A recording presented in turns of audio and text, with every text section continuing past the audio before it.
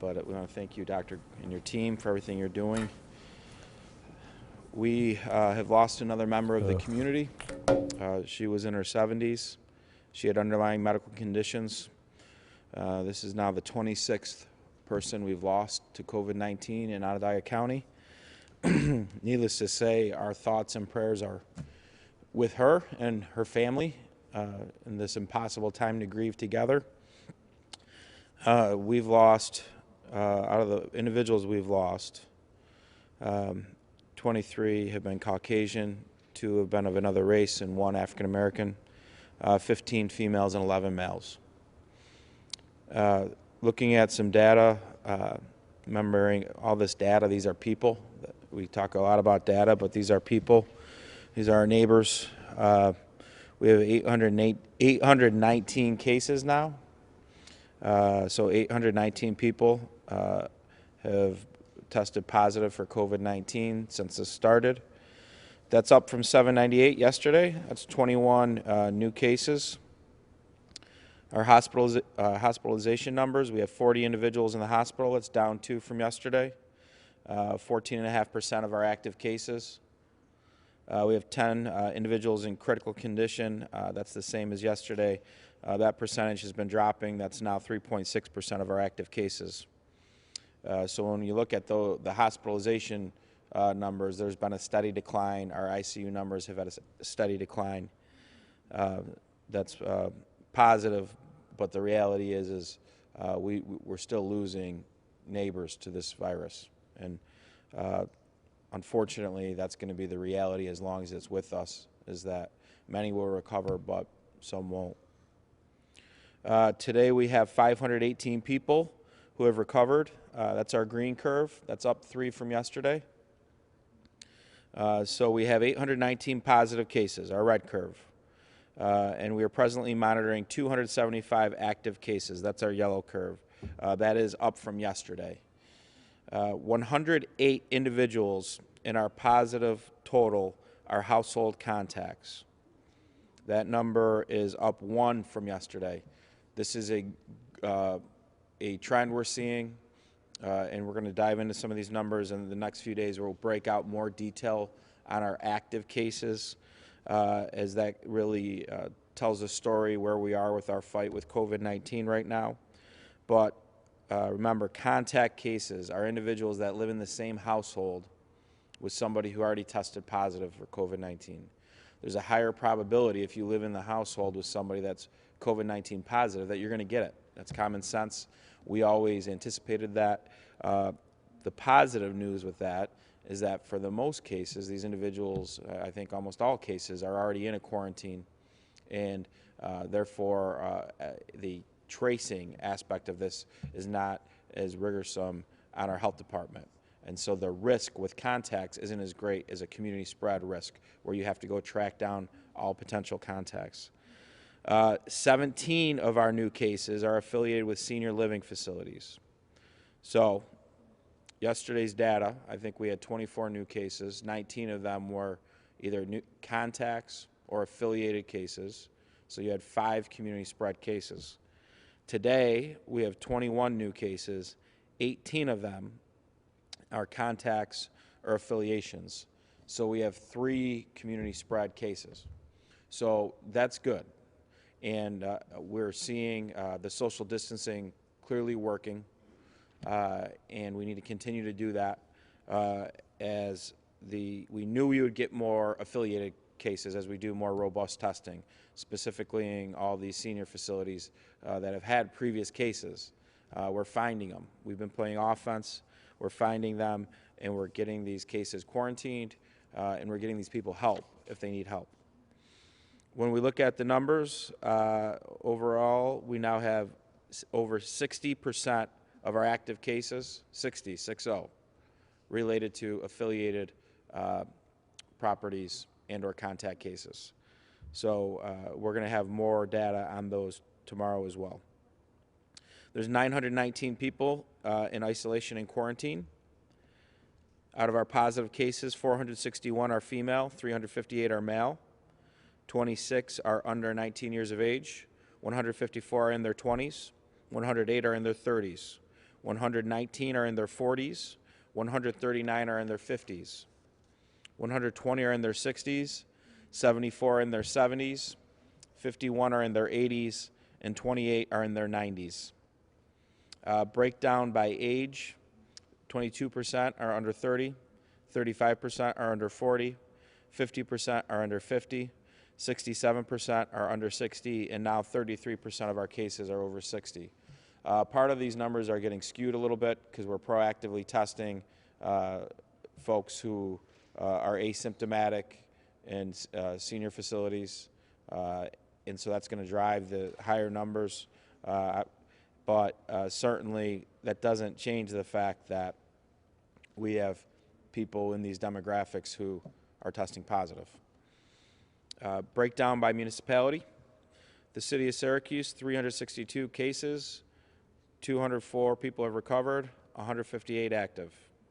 Town of Clay, 84 total cases, 60 recoveries, 24 active.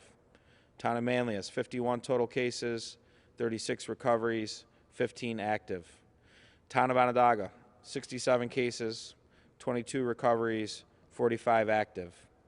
Town of DeWitt, 43 cases, 27 recoveries, 16 active.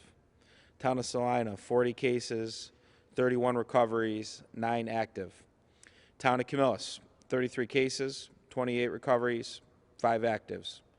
Town of Cicero, 29 total cases, 24 recoveries, 5 active. Town of Lysander, 27 cases, 17 recoveries, 10 active. Town of Geddes, 24 cases, 18 recoveries, 6 active. Town of Pompey, 20 cases, 19 recoveries, and 1 active case. Town of Skaneateles, 15 total cases, 12 recoveries, and 3 active cases. Town of Van Buren, 5 total cases, 2 recoveries, and 3 active cases. Town of Marcellus, 4 total cases, 4 recoveries. Town of Atisco, 4 total cases, 4 recoveries. Town of Lafayette, 3 total cases, 2 recoveries, 1 active. Town of Elbridge, 2 total cases and 2 recoveries. Town of Fabius, 2 total cases and 2 recoveries. Town of Spafford, 2 total cases and 2 recoveries. And Town of Tully, 2 total cases and 2 recoveries. We've talked about testing. Our proactive testing is working, and we're seeing that with the numbers, specifically with affiliated cases. This was the plan, and the health department's doing a fantastic job with our emergency management teams, coordinating with local facilities, assisted living facilities, independent living facilities, and certainly nursing home employees in the state of New York's done a very nice job working with our health department, helping with nursing homes as well, get folks tested. As there's more testing sites coming on board, it's more difficult for us to get real-time data specifically to how many tests have been done in the community and the negatives. We get the positives every day in real time via the labs and New York State's website. They alert Dr. Gupta and her team, but it's a little bit more challenging now to get all the negatives. So we're working on those numbers. Hopefully we'll have an idea, but needless to say, we're doing hundreds of proactive tests every 2 days. At this time, there's been a lot of conversation about antibody testing. Everybody wants to talk about it. Not everybody knows what it means or where the value is in this process with antibody testing. So who better than to talk about antibody testing than our own Dr. Gupta. So doctor, come on up. Let me grab this for you. I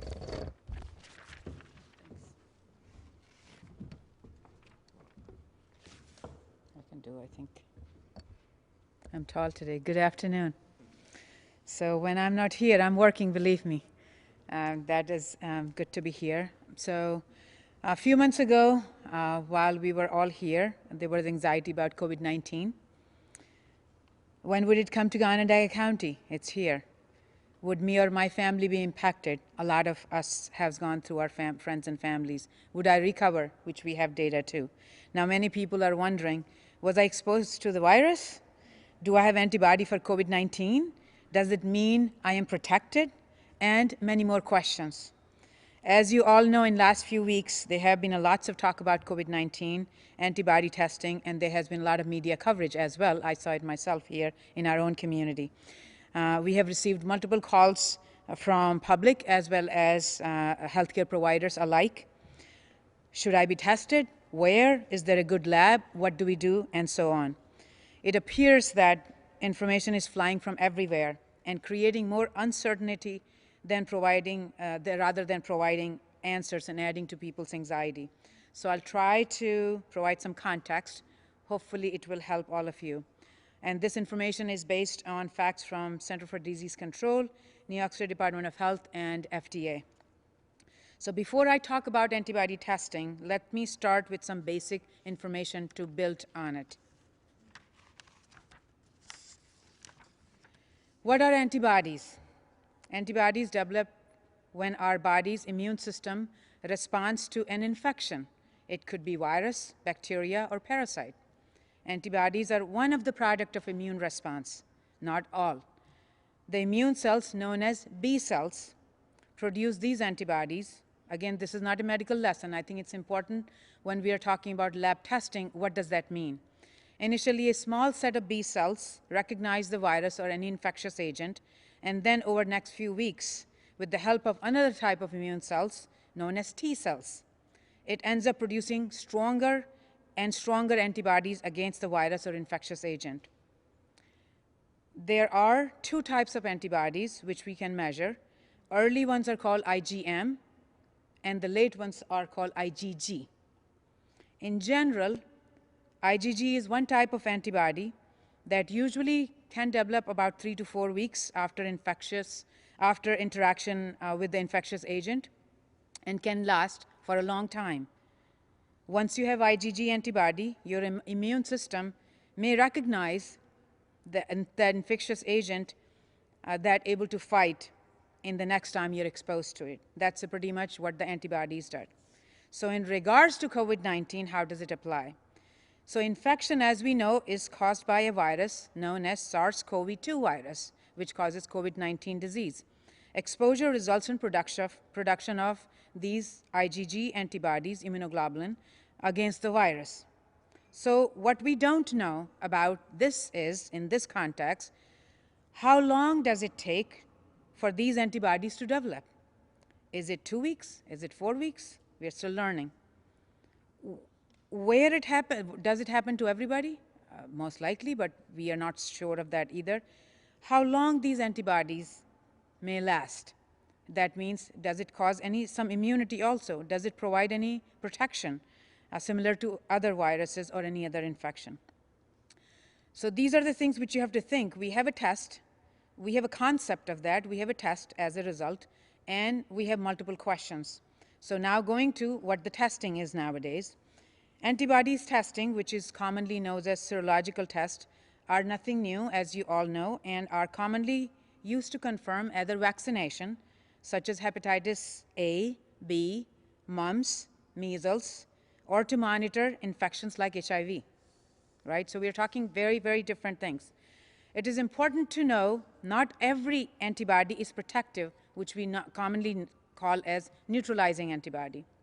For example, hepatitis C, HIV antibodies are not protective, rather a marker of exposure to infection, while measles, mumps antibodies are protective.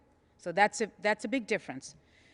When it comes to lab testing, there are many labs for COVID-19 testing at this point who can test for antibodies.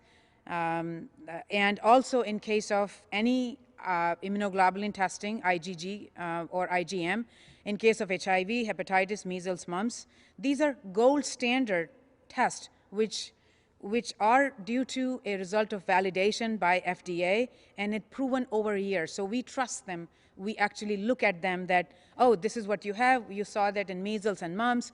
And hepatitis, we look for numbers. We actually ask the schools or colleges or whatever there is exposure is, either people have vaccination proof or they have antibodies. These are the really gold standard tools for the public health department. And the same thing has happened during the HIV and recent hepatitis A outbreaks when we have seen. However, antibodies test for SARS-CoV-2 to detect antibodies for COVID-19 disease are very new, and very little is known about them. Currently, FDA, Food and Drug Administration, has authorized about 7 antibody tests for COVID-19 under EUA, that's called Emergency Use Authorization. But it also loosened restrictions to allow companies to sell antibody tests that have not been scientifically reviewed by the FDA, as long as companies validate their own tests and notify the FDA. This is I exactly copied from FDA's website. This is not what I made it up. You can go and check it. Many companies now have tests on the market, but it is not clear how well they will work, how they will compare to each other. Is antibody specific to this coronavirus called SARS-CoV, causing COVID-19, which is tested by many labs? It depends on which lab do you go to and how specific that antibody is. There could be cross-reactivity with some other coronavirus, which can cause common cold. So there is a lot of confusion is there, and that leads to how do you interpret the results when you have the testing. So if the test is positive, antibody test, it does not guarantee immunity. That's very important for everybody to remember as we are going through this process discussion about opening the community and then how we are going to go back to what the new normal will be. This is not, because these are not considered at this point neutralizing antibody. So it is not a free pass to revert back to what we will think will be a new normal. If the test is negative, it means you don't have antibody at this point, but you may have still infection if you're exposed to. Just did not have enough time to develop antibody at this point. So again, this is also important to remember that. Or another thing is you may not have yet been exposed to it at all. So positive test can assist in determining who may donate a part of their blood called convalescent plasma, as we all hear about that, which is a very, very important part of this antibody testing, which could be life-saving. And we certainly are in a very thankful that this is available at this point in our community also through like many other academic institutions that can be life-saving measure. So a good quality test which can specify antibody against causative agent of COVID-19 could be used as a surveillance test for us. All right, that's what the goal is at this point. How many people in our community might have been exposed to this virus? Does not mean it's causing immunity. It's not a protection at this point, not that we have that understanding at this point, but we may be able to get a better picture of exposure in our community and identify vulnerability in our population. So this certainly can help us better prepare if we have much solid data as it continues to evolve. What is available in the market and how do you navigate complexity of immunology when medical world itself is puzzled with overflow of lab and information. So the FDA recommends healthcare provider, and this is again pretty much clearly written to the medical community, physicians should use serological antibody test as appropriate and be aware of their limitations. Antibody tests should not be used as the sole basis to diagnose COVID-19. Positive test means whether a person may have been exposed. And also they write it, be aware that not all marketed serological tests have been evaluated by FDA. That's in terms of transparency. They are putting their authorized tests, including serological tests, are listed on Emergency Use Authorization EUA page, and tests being offered under a policy outlined in the FDA's COVID-19's diagnostic policy guidance are listed on their FAQ page. Such tests have not been reviewed by FDA unless EUA has also been submitted and reviewed by FDA. I know it's a lot to say, but the point is that FDA page will be very helpful for if you are interested in understanding which labs actually you should be when you are getting the test. So my recommendation at this point to everyone, please talk to your primary care doctor if you're wondering about the testing. And don't just go because somebody is advertising, please, because there are a lot of, as you know, even for PPE, for different kind of things, there was a lot of scams out there. So please be aware of that things could be really taking advantage. You should consider what information are you seeking and why, and how does it change your life every day. avoid, as we talked about, these advertisements. So finally, as a committed local health department, what I would like to say, we continue to focus our public health response since the beginning of this pandemic with the 3 C's: cases, contacts, and containment. Cases, how do we do? By increasing testing, as county executive has been very strong advocate and providing all the resources to this community to increase the testing by use of antigen. That's not an antibody test. So what we talk about drive-through and all those testing which is happening, that's by the PCR. That's a separate test than the antibody test. So we are talking about antigen test, which is pretty much acceptable part of our testing. The second C was the contacts, aggressive, which leads us to do aggressive contacts tracing, hallmark of our work. And the third, which leads to containment, isolation and quarantine of cases and contacts respectively. So addition of reliable antibody testing could help us in understanding landscape of COVID-19 in our community, what we call prevalence. That's a word, statistical word we use. How many cases, how many people are in our community who may have COVID-19? Even though it may not be enough for a big policy implication at this point because of so many unknowns about this, but it can be used as an added tool during future decision making, along with other data points as a surveillance tool as it continues to mature. So please be safe and protect yourself, your family and friends by staying informed and getting information from the right sources. In this situation, please go to FDA website to get current information as it continues to evolve. Thank you.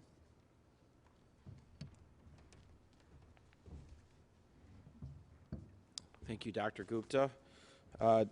We've talked about this process. If there's gaps in investigations, we'll let the public know. We have two cases we're going to talk about today. Important to note that these individuals at both these companies were wearing face masks during their shifts, and both businesses have been adhering to CDC guidelines to protect the health of their customers. So, but needless to say, we have had a case with an employee at Target on Route 31 in Clay. So if you were at Target from 7 a.m. to noon on these 3 dates, Sunday, April 19th, Monday, April 20th, and Tuesday, April 21st, certainly please watch your symptoms, contact your doctor, be very cognizant of your health. That goes for everybody in the community, but this individual was wearing a mask, but still, we want you to be aware of that. In addition to that, the Walmart on 6438 Basil Row in East Syracuse. If you were there Tuesday, April 21st, 4 p.m. to 11 p.m., or Wednesday, April 22nd, 3 p.m. to 10:30 p.m., same thing. The employee was wearing a mask. They tested positive for COVID-19. So if you were there, please be very, very aware of your symptoms, how you're feeling, take your temperature, reach out to your doctor. And certainly we'll give reminders to the public again tomorrow. We've talked about social distancing. Everybody's doing great. I think certainly as a community, when we look at our numbers of community spread cases continuing to drop, some of that is a little bit of luck. Some of that is the great work our health department's doing, but much of that is you adhering to the 6 feet guidelines, wearing masks, no large gatherings, really being cognizant that we need you to be the MVP of this process in fighting this virus. So I want to thank the public for that. It has been working. There's no doubt, and we'll give you more data points tomorrow that will talk about our active cases and the percentages related to community spread.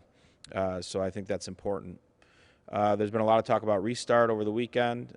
We continue to work with our regional partners, communicating with the state of New York. The governor's talked about some exciting things about our region, acknowledging the success that we've had here. So we're pleased as that process continues to develop, what that could look like. And certainly, just like we planned for COVID-19 before it got here, we planned for a restart and we work on planning with our private sector partners on recovery as well. That's a big piece of that. And, you know, we're going to learn from some of these states that have started to reopen.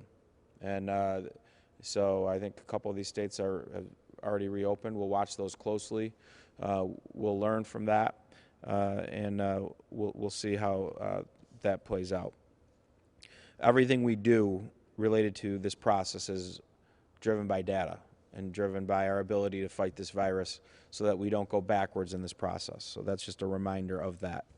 A couple lines, and we'll take some questions. Our Upstate Triage Hotline, 315-464-3979. This is a phone number you call to get screened, to get tested at our triage testing site at the Syracuse Community Health Center.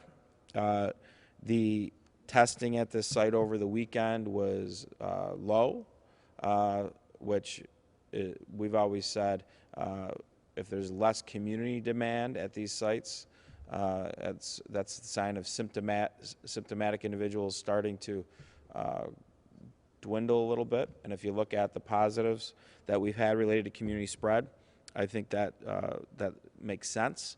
So we think that's a good sign, but we're still proactively testing in communities that have been vulnerable to this disease, and we'll continue to proactively test throughout this process with new strategies. Our seniors, our healthcare workers, our adult nutrition hotline, 315-218-1987. Please call this if there's a gap, you have a need, you need some groceries, you need some help, you need a meal, you aren't able to get to the grocery store, you have underlying medical conditions, please call this line. We'll be there to help. Child Care Solutions, is our daycare plan that really made this possible for our essential employees to continue to go to work when they had daycare issues. 315-446-1220. If you run into a gap in child care, we're there for you. We have slots for you. Take advantage of that. And again, 211 for social and emotional support. Public health is not just COVID-19. Public health is what's going on with mental health, looking at trying to understand the impact of all this on suicide rates, on opioid situations and overdoses, and how does COVID play into all these other public health issues. This is a huge task for our health department, but we know 211 is a tool for folks who are having mental health challenges to talk to somebody, get referrals, deal with strategies. Please use that tool if you're having these issues. Saying that, we'll take some questions. The status chart you have provided us, it looks like the active cases are slightly inclining while the recovered cases looks like it's flattening a little. Why is that? Recoveries? It looks like the recoveries The are green? starting to flatten a little, the green one. Well, the green was jolting up, going up. You're going to only remember when we don't have a ton of active cases now. So when you have a bunch of our new active cases are in the last week from proactive testing, the fastest they can recover is 7 days, right? So more than half of our recoveries have probably came in through the last week, or half of our active cases in the last week. So it's impossible for that recovery line to keep going at the trajectory it was because a lot of these folks just got into the queue, and so they have to prove for 7 days that they don't have symptoms and that their temperature, I think it's 3 days, right, doctor? Got to go down. So when you look at that's what we're talking about, really understanding the active cases, because the threat to the community at large, for the most part, right, not 100%, is your community spread cases. When we're having one building produce many, many cases, some are testing positive with symptoms, some are asymptomatic, then that is essentially contained or easier to contain because in these buildings, these individuals haven't been leaving, so the amount of contacts. So when we look at 60% of our cases, our active cases being from senior-related buildings and or previous contacts of positive cases, that's a telling statistic where we are in this fight and how the offense is working. But that's going to be directly correlated with the recoveries too. You'll see a spike in recoveries probably in a week or two in that green line. So the reason that active line is slightly increasing is because of the proactive testing that the county has been doing then? Without question. If we weren't going to do what we're doing right now, our active line would be going down, but we would have people that are sick and that could spread it in that building, and we would be behind the 8 ball. By doing the proactive testing, we're identifying the virus and we're saving people's lives, and that's what this is about, not trying to make our data look good. The data will be what it is. It's about wherever there's COVID, finding it so that we can save that individual and all the people they've had contact with. Did you have something to add, Dr. Gupta? There was just a recent change by the New York State Department of Health guideline for those who are hospitalized, those who are elderly patients. Their isolation discontinuation will be 14 days instead of 7 days. It just came out in the last few days, and we have been started to apply that. So it goes from 7 days to 14 days, which is rightfully so, because a lot of times what we were seeing, we ended up not able to release them in 7 days because they still have symptoms. So it's case by case basis it was happening. Now it's a solid guidance, so that might have impacted that somewhat too. So all these new cases today, earliest you're going to see a recovery out of the 18 individuals, or 17 out of the 18 is in 2 weeks, earliest. So that will lead that. I think the key is who are the actives, where they come from, and the fact that we can tell you where they're coming from shows you where we are in this fight compared to 3 or 4 weeks ago. And then looking to the chart to the right of it, you listed communities that had active cases and then recovered cases. For areas like Elbridge, where they had 2 and 2 healed, 2 recovered, does that mean that they currently don't have any active cases, and what does that mean for those areas going forward? Well, I think look at Elbridge was last one standing before they got their positive. Thankfully, those folks got better. Doesn't change the fact that unless if you're in Elbridge and you're staying at your house and you're hunkering down, you're not leaving, you're safe. If you come out at any time, you need to wear a mask. Be 6 feet away. We know the virus has a hard time swimming in 6 feet of water, right? So just because you have 0 cases doesn't mean that you're safe in this situation. Until we get rid of this virus out of our community, everyone needs to take the proper precautions. So the municipalities that have seen spikes are clearly related because they have buildings related to seniors in their municipalities. From the most part, we're seeing under the new guidelines, recoveries are happening for those who are not in the senior demographic faster, and most of those were in your community spread category before, or contact of a household before. I don't expect you to name the facilities you've declined in the past, but you mentioned one building with many, many cases. What can you tell us about these buildings that have these spikes of cases? Obviously, you're proactively testing there. What are you finding? What's the commonality? How do you fight this virus when it's spreading in a tightly contained area? It's easier to fight it when it's contained like that, but there's more risk related to that building. That's why we wanted to identify everybody who works and lives in the building so that we can make sure that they aren't interacting with others or don't have exposure to others. But from the standpoint of resources, for the most part, again, there may be exceptions to every rule. Our health department, it's easier when we're proactive testing 80 individuals at a building and we get back 17 or 15 positives at a building, we know where they live. We know going into it if they've had contacts, who they've been in contact with. And so the chasing of 15, compare those 15 positive cases to 15 positives randomly sampled throughout the community and having to go chase all those contacts those people might have had, it's much easier. And we knew that there was going to be positives, and we knew we might find asymptomatic individuals because there was already positives in those buildings.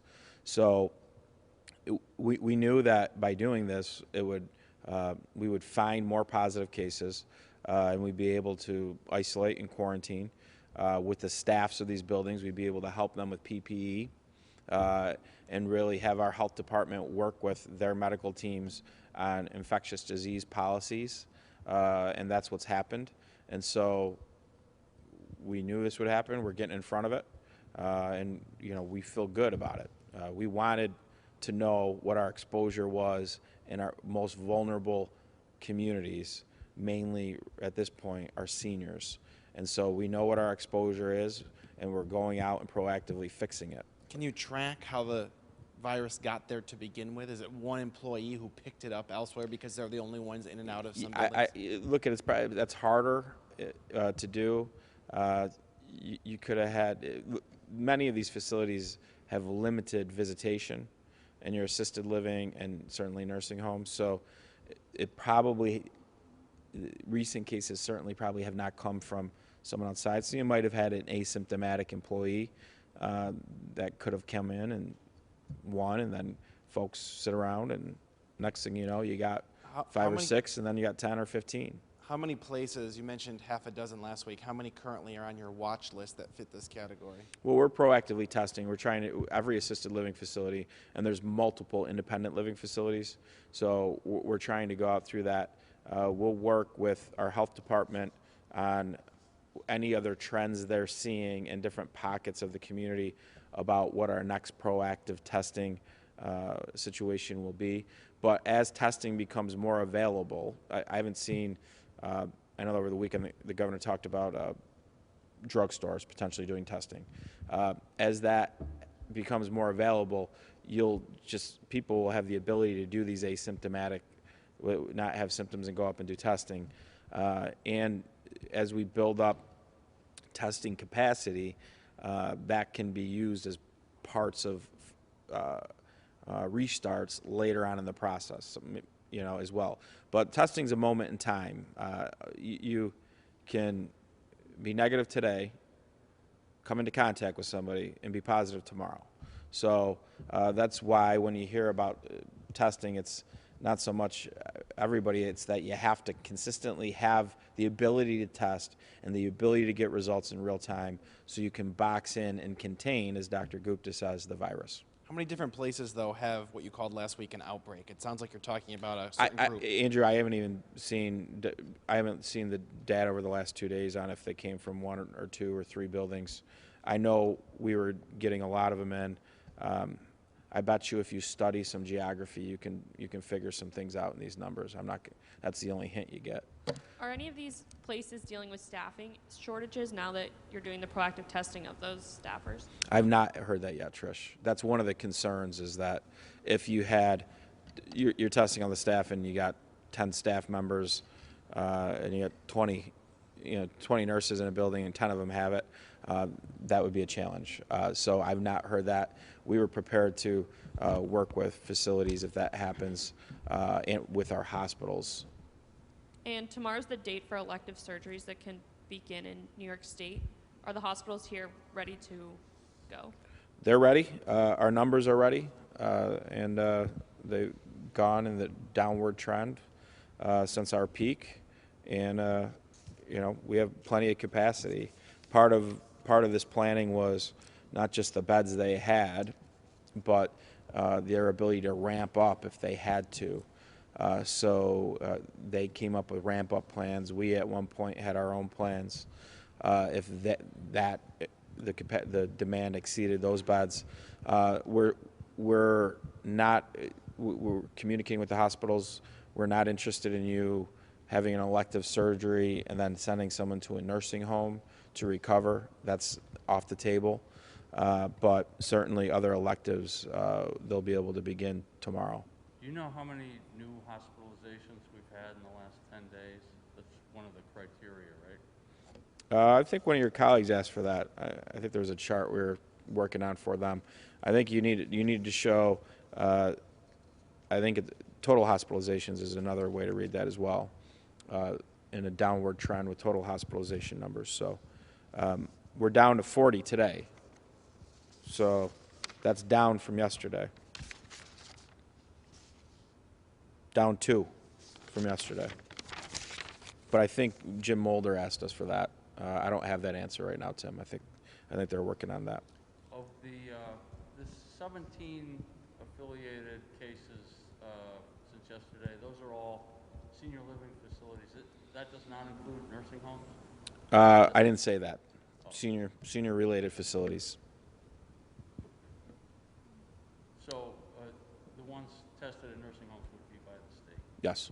And of the 12 or 13 that we have, do you know how many of them have had testing of residents? I don't. I know that I believe there's a lot of testing going on now, is my understanding. Dr. Gupta, today the governor released results of antibody testing done by region. Central New York has 1.3%, according to the governor's briefing today. With all of the warnings and guidance you gave us on antibodies a minute ago, what do you make of the 1.3%? Is that hope? Is it false hope because it's such a limited number? What do you make of the result? Yeah, it's a complicated question, right? So what the question is, how are we using this antibody testing for what purpose? If we are looking for how many people in our community have been exposed in some shape and form, but not got sick, that gives a good information to us. But at the same time, it says how many people have not been exposed to that, right? So it depends on how you see the data and how you can interpret it. That is also a sample, and this is something what I would say that we really need to be continue to monitor, be vigilant about what the data is coming out. It's a good tool for surveillance to see that what is the rate, the prevalence rate, that's the standard word which we use it. How many people in Onondaga County have been exposed to this? Does it translate to that they have immunity? No, that's what we are saying. We don't have no data about that. That I think every state, our governor as well as every state has been a CDC.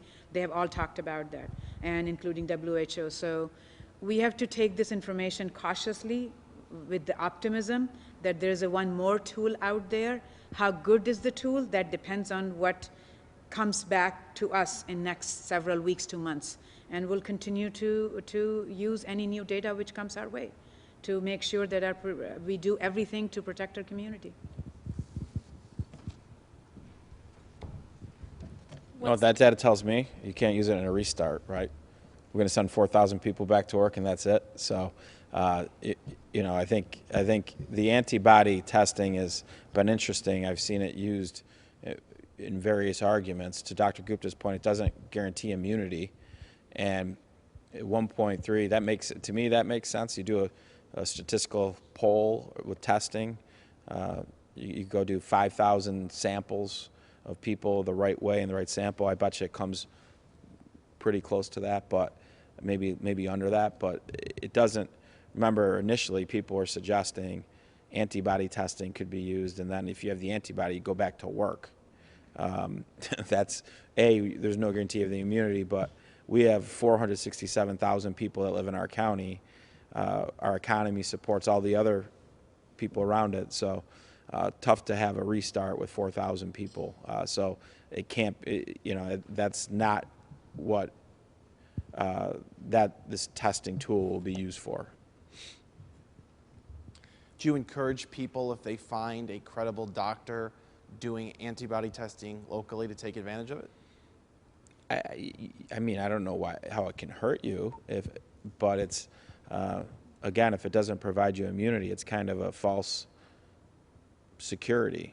That doesn't mean you don't need to stay 6 feet apart from people and wear a mask out in the public.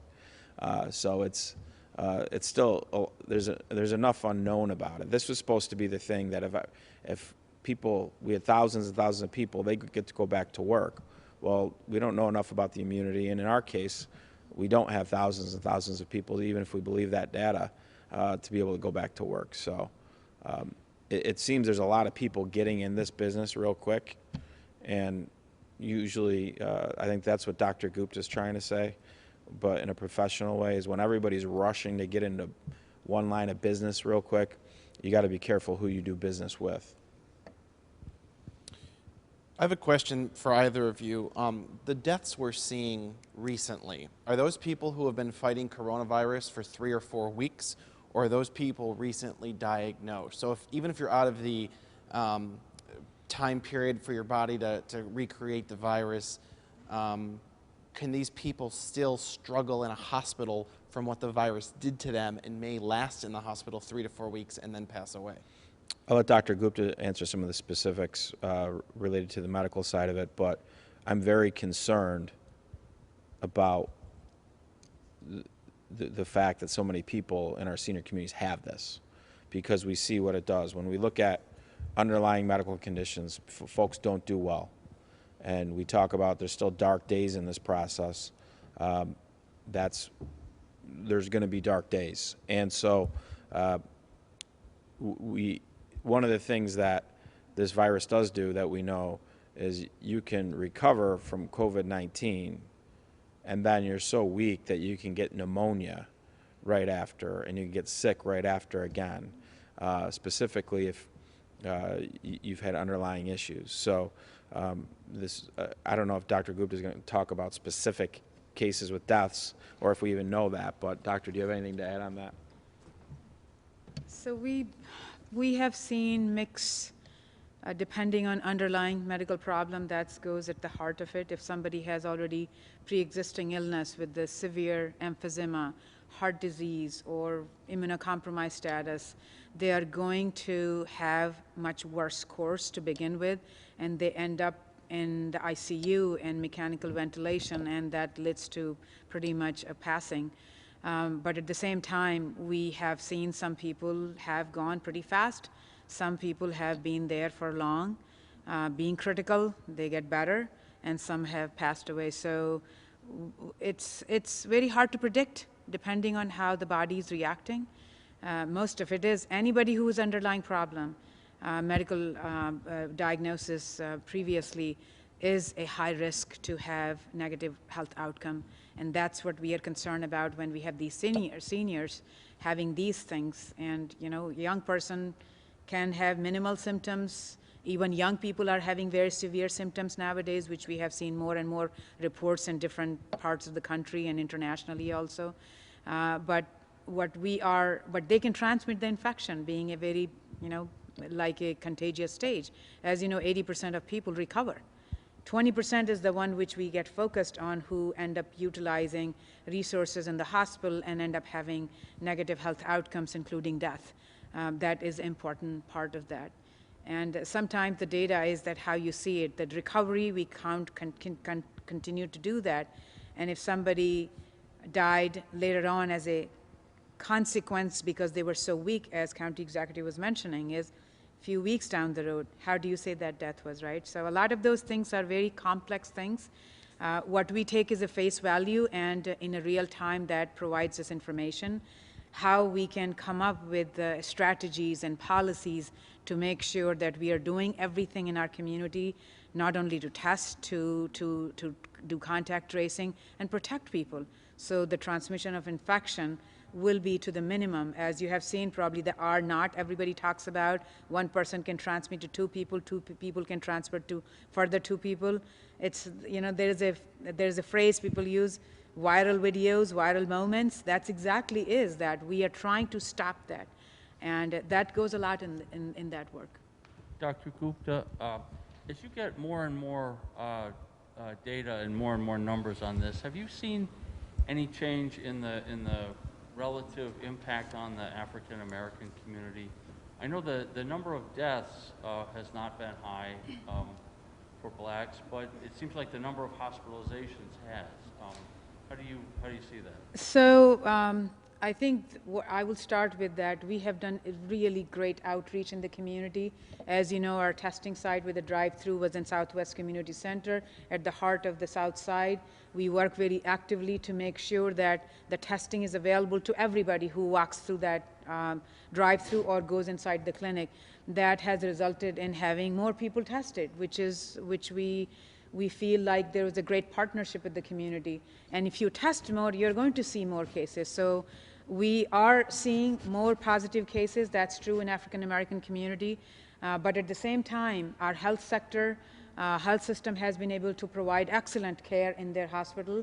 And that's why you're seeing the good outcome in terms of to African American community, and we can be proud of that. A lot of it also at the same time, you have listened to these these press briefings for last several, I don't know how many days we are talking about now. In those, when county executive talks about the senior lines, the food line, the social services, and all those things, this is like a wraparound service for the community. So anybody who needs those services have been able to receive them. And health outcomes are not only because of what happens in the hospitals. Health outcomes are improved because what happens in the community, what kind of strong leadership and support the community gets from the leadership. And that's what, for me, it gives me joy in terms of that, how much I have seen by working with my boss on a daily basis, that how many resources he is able to put together, which are pretty much for a health commissioner will be a dream for their day-to-day thing. And to have that wraparound service for COVID-19 has been wonderful, and my hope will be that will continue for any other chronic disease also. You're a dream, Ryan. You heard it right there. Did you hear what she did to me at the end? She boxed me in for money, just like we've been boxing in the virus. Other questions? Ryan, this isn't your decision, but what's your read on the New York State Fair happening? Yeah, I look at it. It's an important decision, and time is our friend on this. You know, more and more time you have to understand it, understanding that you can't just put on a fair in 2 or 3 weeks. It takes a lot of planning and preparation. So I think the state's under a lot of pressure on this decision. It's had a lot of success, a lot of people coming in from outside the community. That complicates things. But at some point, if at large our country is doing better with this fight and our state's doing better with this fight, and we continue to do what we're doing, the risk won't be as great. And so I'm a hopeful guy, Andrew. I'm hopeful that we'll have a state fair. I understand the pressure the state's under, because even though this is a decision at the end of August, they have to plan and prepare and commit resources now. So it's a tough decision for the state and for the governor. With spring hopefully ahead of us, I know you guys have law enforcement at like Onondaga Lake Park. Will you guys be stepping up the enforcement that you guys send to public parks and in different places like that? Well, we've worked out, so we'll have another 3 weeks of snow, and we're going to go right to summer. But we'll have our parks rangers out in the parks doing the same thing. People get frustrated with us because we've stopped allowing parking in certain parking lots at Onondaga Lake Park. We're doing that for a reason, because we want you to come around to the one parking lot that we're allowing you to, and if there's only if that's full, we don't want you coming right then. We want you to come back later. And so folks are frustrated with that. It's going to be a challenge, to your point, as weather turns and starts to get nice. And that's why we need to continue to do what we're hunkering down now, starve this virus out, stop the community spread of this virus, give us two weeks to deal with what's going on in these buildings, and let's see where the data goes. Right now, if we weren't doing proactive testing and the state wasn't doing proactive testing, we probably would have reported 4 cases to you today. And everybody would have been like, this is great. But that's just part of this equation, right? We're doing proactive cases because we need to terminate that risk in those buildings and save those lives. So I think we're making real good progress as a community on the community spread side, and we need to continue to do what's driving that, and that's the social distancing policies. But as that gets better, that's an indication of people changing their behavior, and maybe your parks, even though if they're a little bit more crowded, people are doing the right thing. And eventually, if you starve the virus out and it's not here, then you have to phase in these activities that were riskier 60 days ago, but now at some point you got to test it, right?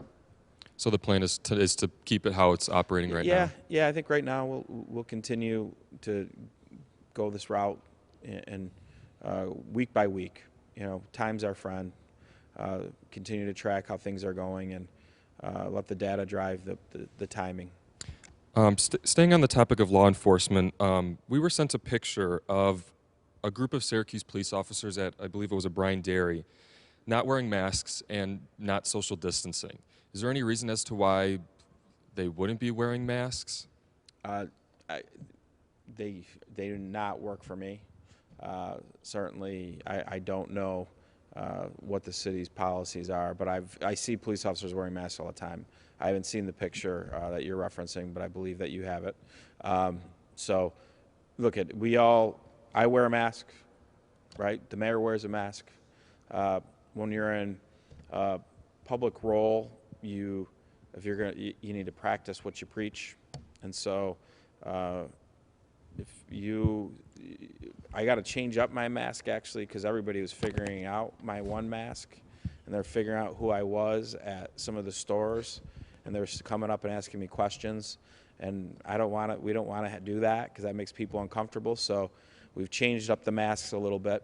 But if for my employees, right? So if you asked me this question and you said, Ryan, you had 6 DOT drivers at a burn dairy and they weren't wearing masks, should they have been? The answer is yes. My DOT drivers should be wearing masks, and they should be social distancing. Now, mind you, the governor's order on masks says if you're in a situation where you can't be 6 feet apart, wear a mask. So I don't know what the scenario was, and maybe that's why they weren't 6 feet apart. But certainly, those of us who are in the public role you need to be leading by example, or else we are subject to these questions at briefings like this. Businesses are allowed to kick out customers or refuse customers who aren't wearing masks. Are they allowed to do the same with law enforcement and government workers? Kick them out? Mm-hmm. If they're not wearing a mask? I would assume so, yeah. I'm going to wear a mask, Tony, don't worry. The governor invoked the word Central New York and the Mohawk Valley at his weekend briefing as an example of who may be able to open up early. Do you view that as a sign he's happy with what he's hearing come from this region as it partners? And I'm also looking for an update on your final conversations with your colleagues about a plan. Yeah, I think the governor, we've been saying the same things along this process. Think regionally. He's thinking regionally when it comes to his peers in other states, how they impact each other. We thought regionally how it came to our peers in our counties that impacted. We've always talked about a data-driven approach to decision-making. We've done that the whole time. We're not going to change that now. That's what he's talking about. And so when you see the data and you see the success that we're having, you see the active cases, you see the story behind the active cases, certainly we're leading when it comes to our fight with this virus. And certainly it would make a lot of sense, too, if you're looking at a restart as New York State. Where do you want to try it? Onondaga County has a big 5 city. We have suburbs, much like the rest of the state, and we have rural areas, much like the rest of the state. So we're very much like New York State overall. So if you're going to try a restart and you're going to see what kind of health outcomes come by putting more density in, A, you're going to be hard-pressed to find a better health department than ours to learn with, and B, we're very much like the state. So I think from the standpoint of the data looks good, the competence is here to lead, and when you're looking at all the various partners working together on the private side of things with McMahon, Center State, the regional councils, there's a lot of reasons why it makes sense to to look here and start here. Whose guidelines is the county following for reopening? States, the CDC's? Well, it depends. Part of the governor has to agree to determining when a business can start if they're on the sidelines right now. So if Ryan, McMahon, and the governor have a disagreement on that, the governor wins. Related to a restart, the part of the restart and the methodology why you phase certain things in is because these businesses are going to follow these guidelines and have these regulations, and CDC is going to determine that when it comes to various reasons why it's safe for these businesses to come back online. So it's not one or the other related to the state or the CDC. It's probably both in many of the cases. Do you have an update on a release of a plan? We've been exchanging some ideas with the state, and so I think we're from the local level, we have our concepts that we're now sharing with the state from all of our partners, and the state has to look at it differently. They have concerns that they see that we don't know about regionally, so we got to give them time to look at and digest the thoughts that we've given them, and hopefully at that point we'll have a conversation. We'll be able to either prove, yes, we can do this, no, we can't do this yet, but we can down the road, and then you see more meat on the bones related to the governor making a decision. So is your plan submitted? We're having a lot of dialogue right now, Andrew, and we're sharing a lot of thoughts back and forth. So I'll leave it there right now. A couple more conversations before we put something forward. Has the county had to look at possible furloughs or pay reductions for county workers, county officials, anything like that? Yeah, so there's our part-time line workers, we've already cut hours, and we did that probably a month ago. We have a retirement incentive that the legislature approved this past month, and this will give employees the ability to retire early. And by retiring early, that frees up potential money and salary savings for us. By June 30th, we need to know who's retiring early and when they have to. And then we can make an assessment on what that will save our county budget. And by June 30th, we'll have an idea as to how bad our sales tax receipts are. How much are we losing compared to what we originally budgeted? So at that point, we're in a better situation to look at if we need to ask our workforce to do more. And if a furlough of a 101 workforce has to be negotiated with the union. So that's something that the union would have to go, and we're not there yet. And layoffs are something that we work with the legislature on. Doesn't have to be negotiated, but we're not there yet. So on June 30th, we'll be in a position to understand our revenue shortfalls and to understand what savings we get from this retirement incentive. And hopefully we'll have an idea on the federal government if they're going to step up or not by that point as well for local governments. So if you have to take those steps, it would be after the 30th of June then, so you can get your budget? Correct. We've done a lot of austerity right now and a lot of cost cutting already. That certainly we didn't wait when we knew this would be a problem. So how much more we need to do is determining on how bad our revenues are, certain determinations. Look at maybe the sales tax won't be that bad. Maybe everybody's sitting at home spending money on Amazon. You know, we don't know yet. We haven't gotten a payment yet. But certainly we expect sales tax to drop off 25%, maybe even worse. Certainly if that happens, we got real problems. And so, mind you, that's why we go back to the federal government. Everybody said we got to shut down businesses, not just the state. So you can't just blame the state because of the economic shortfalls. The federal government said you got to shut down through April 30th as well. So if you're shutting down our revenue stream, and I can't print money, and the state can't print money. The only person that can go out and sell treasury notes is the feds. Then you gotta, if you're shutting people down, it's an unfunded mandate if you don't give them support. And so I hate unfunded mandates, and so we need some support from the feds. Any other questions?